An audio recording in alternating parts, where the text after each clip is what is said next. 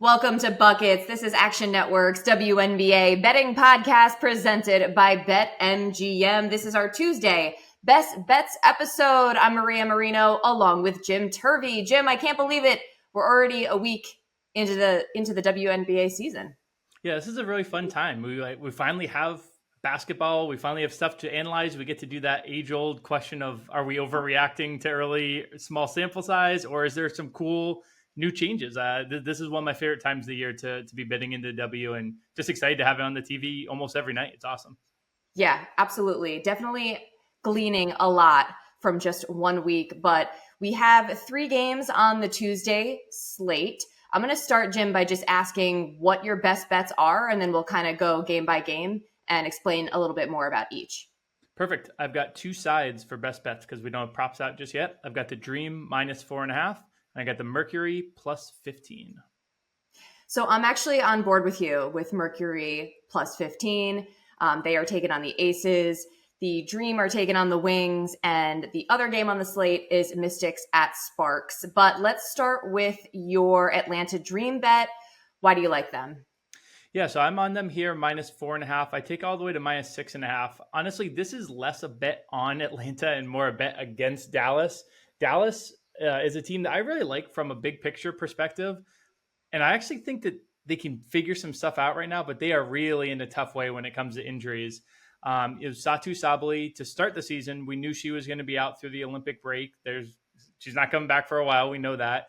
Then they lost Natasha Howard in, I believe, the end of the first game. So they played all of game 2 without her. And they actually started with one of these, we call them duplex in the NBA. I don't know if they have the name for the W. It's like a softer duplex. Because sometimes it's a home and home. I don't know. But they played the Chicago Sky twice. They beat them the first game that Howard was there. They lost them the second game that Howard was not in for. Lost them by 9. I think more notable than, looking at one game sample sizes here is that the way in which, we talk about stacking sometimes in NFL with injuries. Well, the Wings are now without their second and third best players, and you could argue first and third if you're, a little bit lower on Arike. Arike, speaking of which, so this is what she did last game. 28 field goal attempts, 11 free throw attempts, sat for 9 seconds all game. She's going to be putting up some insane stats right now, but that has not always translated to wins for Dallas. So I'm looking at an Atlanta team here who has gotten off to a decent start. They're 1-1, nothing too notable on either direction with them. But this to me is a fade of Dallas. I'm going to be probably looking to fade them until the market adjusts. I actually would bet this all the way out to Dream minus 6.5. So I know that you had thoughts on the second game, but I'm curious your thoughts on this game. I had a couple of player prop things, but I'm curious if there was a side that grabbed you on this one too. I mean, I definitely lean Dream just because of what you described with the injury situation with Dallas, particularly losing quite a bit of depth with Natasha Howard. She's going to be out 3 to 6 weeks, by the way, with a broken foot. I'll just say this. I thought it was interesting. And there are a lot of schedule spots like what you were describing where you play a team at home and then you play them again in a couple days on the road or vice versa.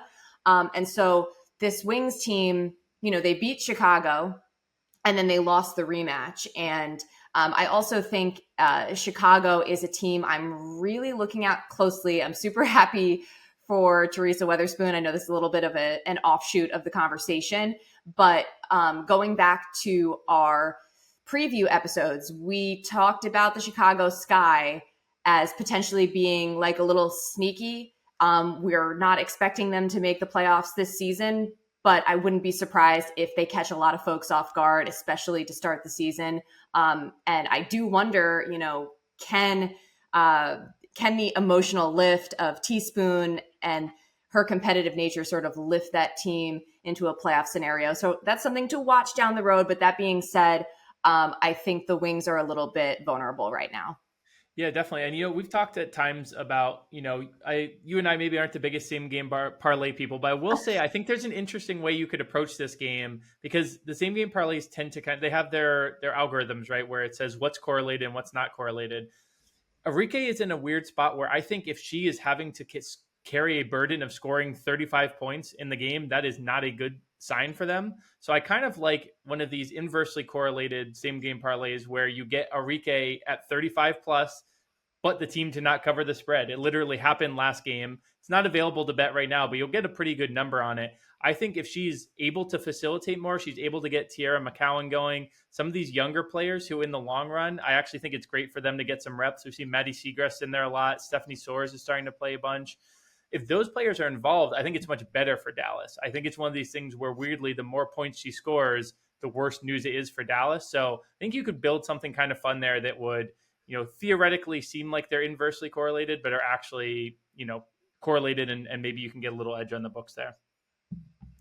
Well, the Dream, meanwhile, are coming off a 3-point loss to the Mercury. And that brings us to our next game. The Mercury are visiting the Las Vegas Aces. And I'll start with this cap here. We're on the same page, but went ahead and bet the Mercury plus 15. And I just don't know if the market is looking at Vegas as the juggernaut it was last season, particularly with a healthy Chelsea Gray and even a healthy Candace Parker pre-retirement. But it seems like they're maybe giving them, I know this sounds weird, don't call me a hater, I swear I'm not, but like giving them maybe just a touch too much respect to start this season. And the reason I say this is, so, in their first game, they were favored by 18 against LA, failed to cover. Second game, they were favored by 16.5 against Phoenix, failed to cover. Now we see this line at 15, and it seems like they're just kind of trickling it down and down and down. And this is another situation where, not only did the Mercury beat the Atlanta Dream, Kalia Copper had a career high 38 points. It feels like they're competing. It feels like they are, getting some things going. But this is another situation where, the Aces just recently played Phoenix. And so I'm curious about the adjustments. If you're wondering, well, home, road, well, the other game was on the road as well. And the Mercury managed to keep it fairly close. And so I just think this line is a little bit too high. I feel like I would take the Mercury down to maybe like 13.5. Yeah, so I'm on the same side as you for a lot of the same reasons as you. And I even have it down to 12.5. I definitely, again, it's Jim and Maria picking against the Aces. What could possibly go wrong? But game one, it was successful. I do think that the Chelsea Gray of it all really does matter. And it's another thing where I look at it and I wonder if in the long run, it actually could be great to have, Jackie Young, I'm going to get to her in a little bit on this exact angle. She's really getting to like flex some playmaking roles that she hasn't gotten to in the past. And I think in the long run, that's only valuable. But this team definitely, without Chelsea, talked in the preseason preview, even without Candace, they came down from the greatest team in Wnba history by net rating to just an incredibly good team. So now they're an incredibly good team, missing their point guard. So this actually opened at 16.5, already come down to 15. Maria said she likes it to like 13.5. I like it to like 12.5. So there's definitely a little bit of room here. And you walked through a lot of the same reasons that I did. But I want to add one thing. I think, we had a little bit of fun at a Girl Dad, his expense, Nate Tibbetts to start the season. I've been very impressed with him to start the season. You can talk about roots to coaching, whatever you will. But honestly, I've been pretty impressed with what they're running.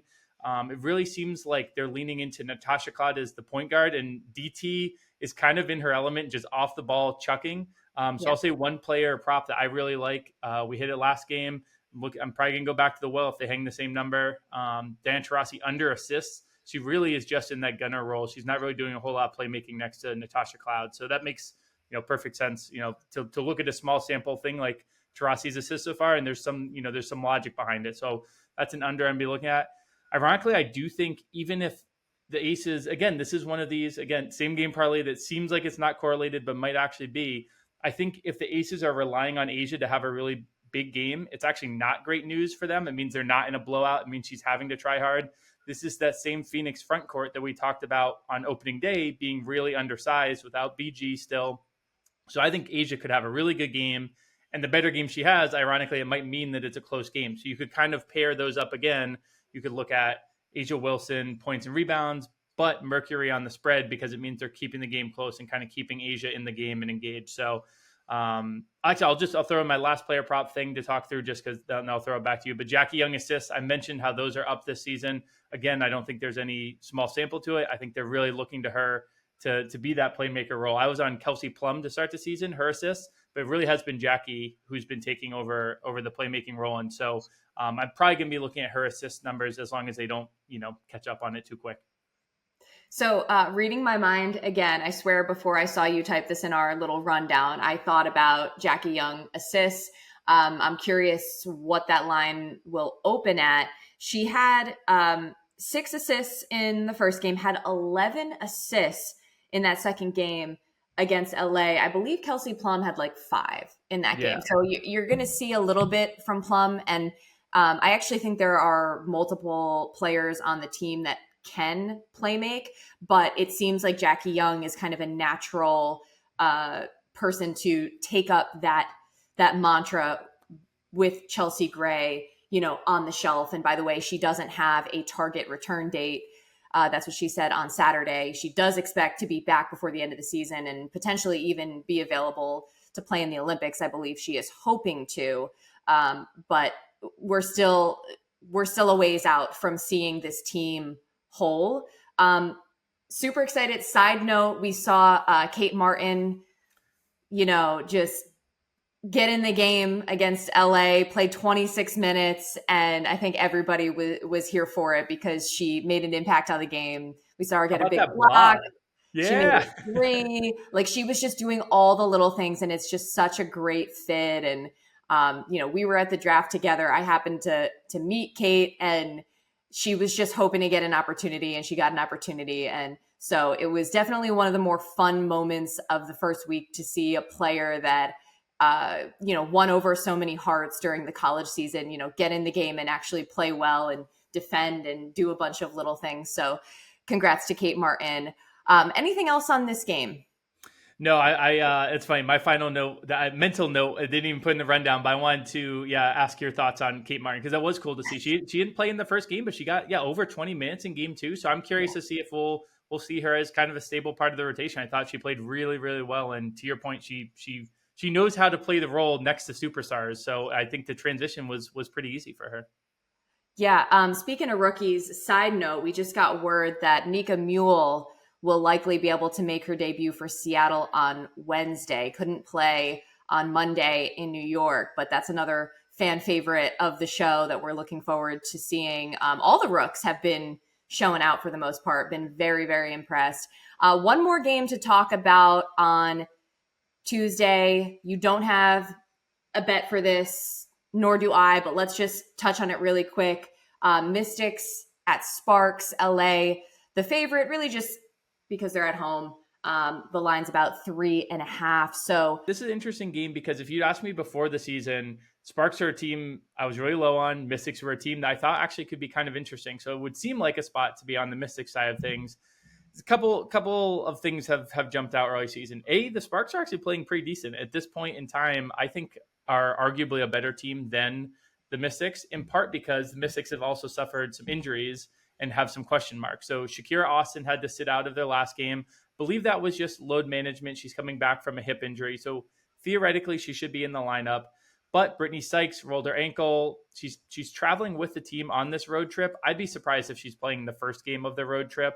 So I'm going to be, honestly, there's a lot of question marks here that I kind of want to stay away from, including how real is this Sparks team? I think that this Sparks team is really the type of team that's going to be spunky and fun and cover a lot of games, but really kind of fade down the stretch and not win a lot of games.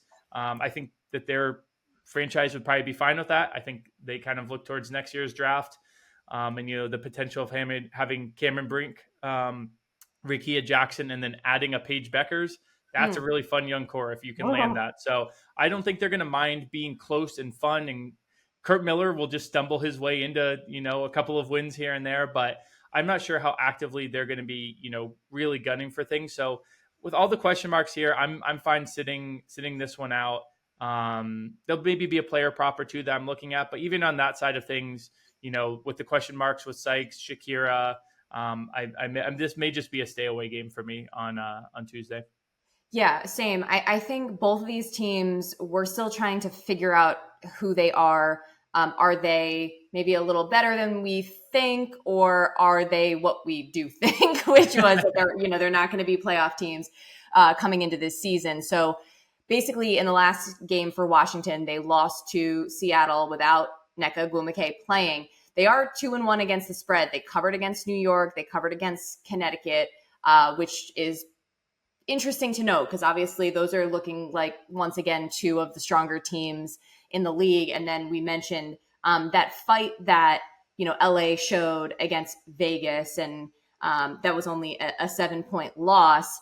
And one thing to be aware of, keep an eye on Dearica Hamby props. Our colleague and friend, Dano Mataya, has been all about Dearica Hamby. I mean, I know she had a little bit of a revenge factor going against Vegas, but I do think she is legit and playing really, really well. So definitely a player to watch for LA. And then, yeah, I could see, again, LA being a team, like you said, even though they might lose close games, they're going to compete, and they're going to be sort of formulating winning ways and habits under Kurt Miller. So once again, just a whole lot of great action on this WNBA Tuesday. And just to recap, Jim likes the Dream -4.5, give or take, taken on the Wings. Jim and I both like the Mercury to cover the double-digit spread